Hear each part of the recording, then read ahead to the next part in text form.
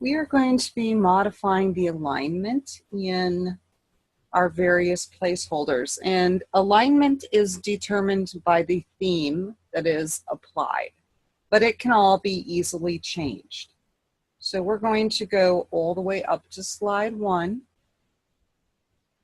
and we're going to click on our title, and we're going to center align that.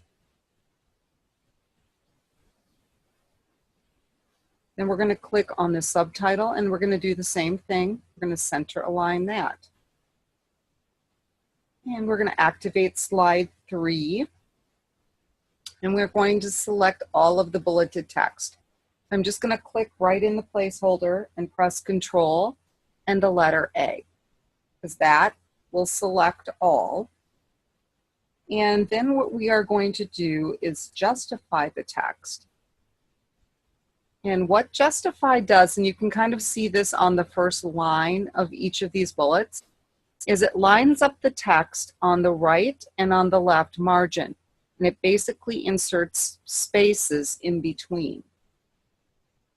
The next thing we're going to do, we're going to keep that highlighting on, is we're going to take this and put it in the middle of the placeholder.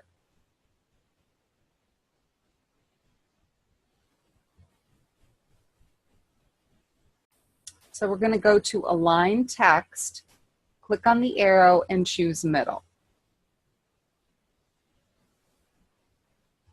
Now, with our text still selected, we're going to adjust the line spacing.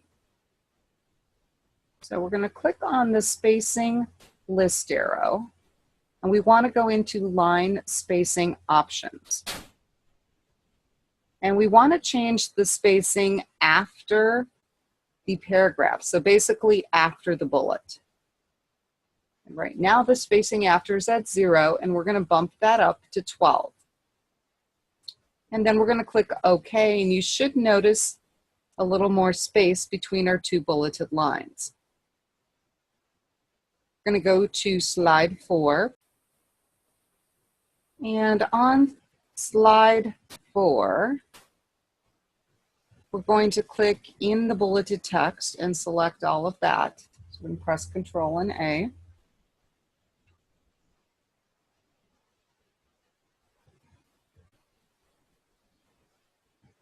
And then we're going to adjust our spacing to 1.5. I'm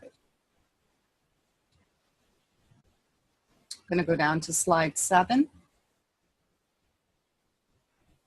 And we're going to click in the bullets and again press Control and A. And we're going to go into our line spacing options. I'm going to change the spacing after to 12. I'm going to click OK. And you do not need to worry about printing a single slide. Let's save. But I will show you how to do it. So we're going to go to File and Print. And instead of printing all of the slides, if you wanted to print the current slide only, that's what you would select.